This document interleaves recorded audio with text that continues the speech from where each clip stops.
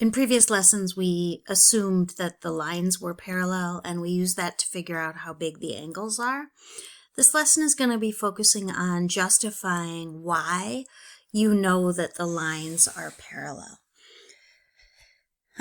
It looks like there are a whole bunch of theorems in this unit, but be aware that you already know these theorems. We're just going to make them more formal. The first theorem is corresponding angles theorem. If a transversal intersects two parallel lines, then the corresponding angles are congruent. Corresponding angles are the same size as long as the lines are parallel.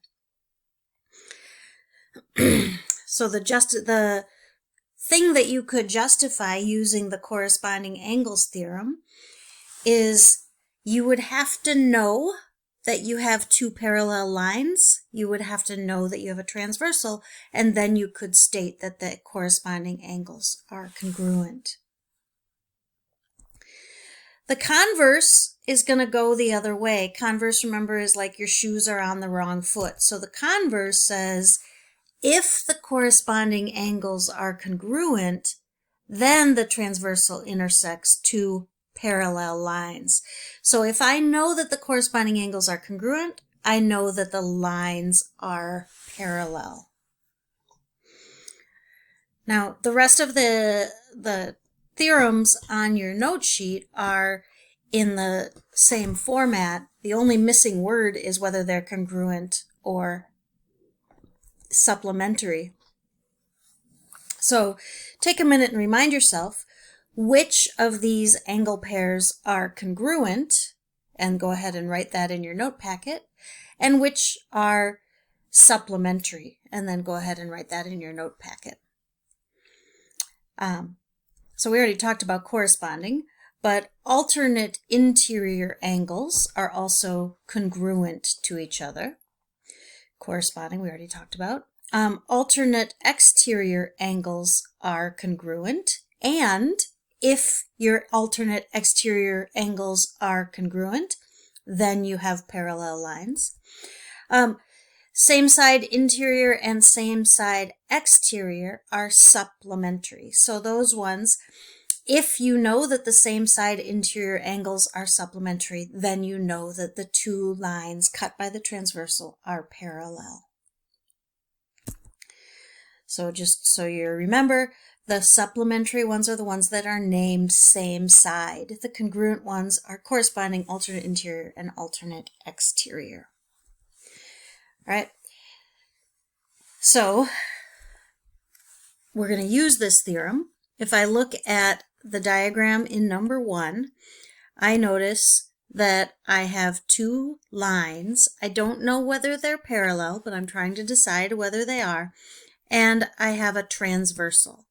And my transversal cuts and makes an angle that is 110 here, and another angle that is 110 here. Those angles are corresponding and they are congruent. So yes, the lines are parallel, and the reason is the converse of the corresponding angle theorem.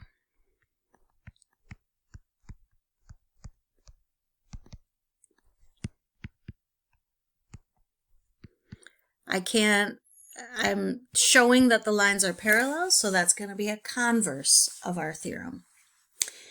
If I look at number 2, for number 2, I have interior angles, and they are alternating, and the alternating interior angles are supposed to be supplementary. So this one is no, because these are not parallel lines, because did I say alternating? These are same side interior angles. These ones are not supplementary.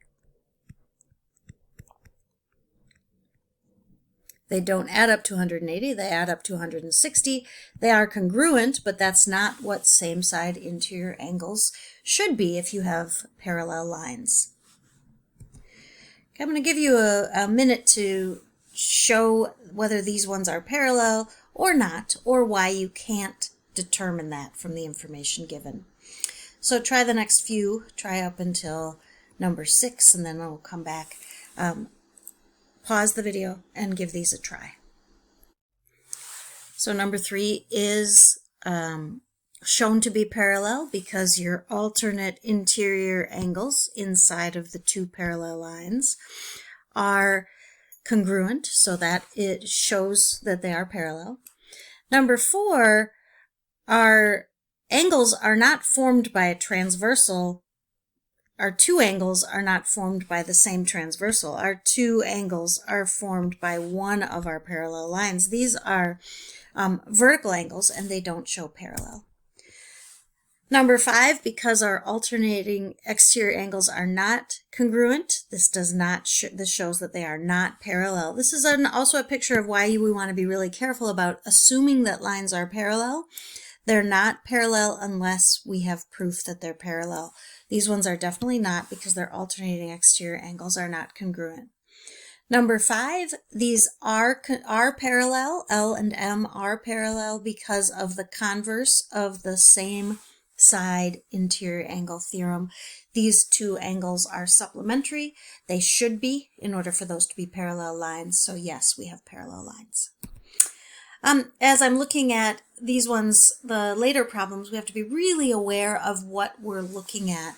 And it might be helpful, as you're doing these problems, to really highlight your transversal. So in this case, the transversal is the line AE, because that's where both of my angles are. I am thinking that we might be able to justify that these two lines are parallel, DE and AB, and the reason that we can justify it is because the alternating angles are not, the alternating interior angles are congruent. So in order to write this out as a statement, AB is parallel to DE, and the reason, these are marked with a congruent sign, so we know they're equal, the reason is the converse of alternating interior angle theorem. It's the converse because we're trying to show that they're parallel. We don't know that they're parallel. All right, number 8, my transversal that both of those angles are on is this line right here, IK. And the lines that might be parallel then would be these lines, because those are the ones that are cut by that transversal, and form those angles. Those are also alternate interior angles. So we can say HK is parallel to IJ, and the reason is converse of alternate interior angles.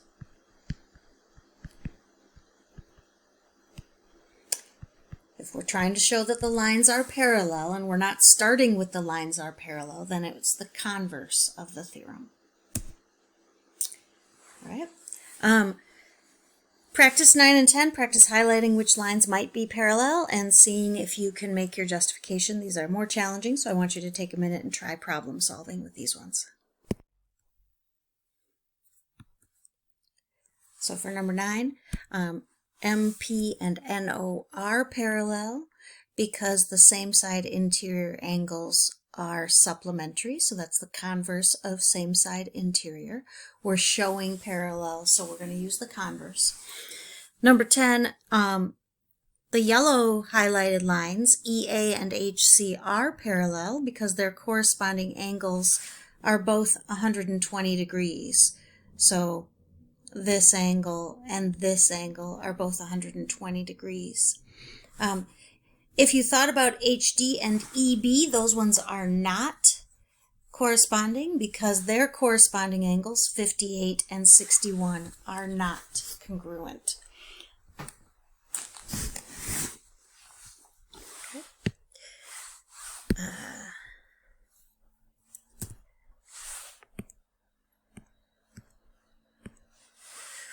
So for number 11, you are going to solve for x and then decide whether the lines are parallel. So I noticed that 1 and 2 are vertical angles, and 1 and 2 would then be congruent. And they're going to be congruent whether those lines are parallel or not because they're vertical angles. So x plus 30 is equal to 4x plus 3. I'm going to move all my x's over to the right side of my equation. So 30 equals 3x plus 3. And then I'm going to move the 3 over.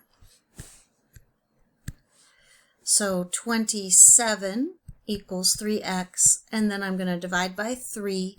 So x is 9. And x is 9 whether those lines are parallel or not, because that was based on vertical angles, which would be congruent whether those lines are parallel or not.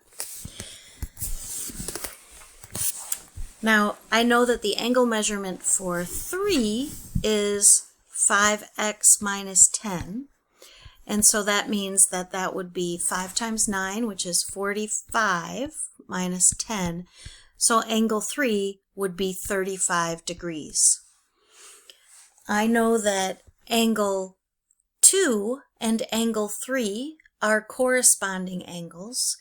So angle 2, which is 4 times x plus 3, if x is 9, then 4 times 9 is 36, plus 3 is 39. And since those two angles are not congruent, the lines are not parallel. And the reason the lines are not parallel is because corresponding angles are not congruent.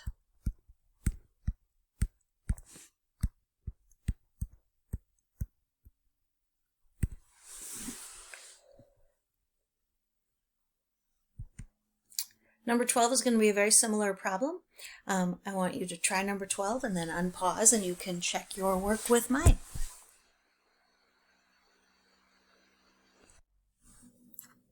All right, for number 12, I noticed a linear pair. Angle 2 and angle 3 are going to equal 180 whether those lines are parallel or not. So I'm going to use those two angles to solve for x. I added those two angles together and I got 180. And then I solve for x, so x is 12. Then I'm going to check to see if angle 1 and angle 3 are congruent because they are corresponding. If they're congruent, then we will have shown that our lines are parallel. For angle 1, I got that the angle measures 58. For angle 3, I also got that the angle measures 58. Remember, I used this definition. I plugged in x equals 12 to get the measure 1, and I plugged in x equals 12 to angle 3 to get angle 3. And since they are congruent, I know that these two lines are parallel. I could put some parallel markings on them by the converse of the corresponding angles theorem. All right, thank you so much. Bye.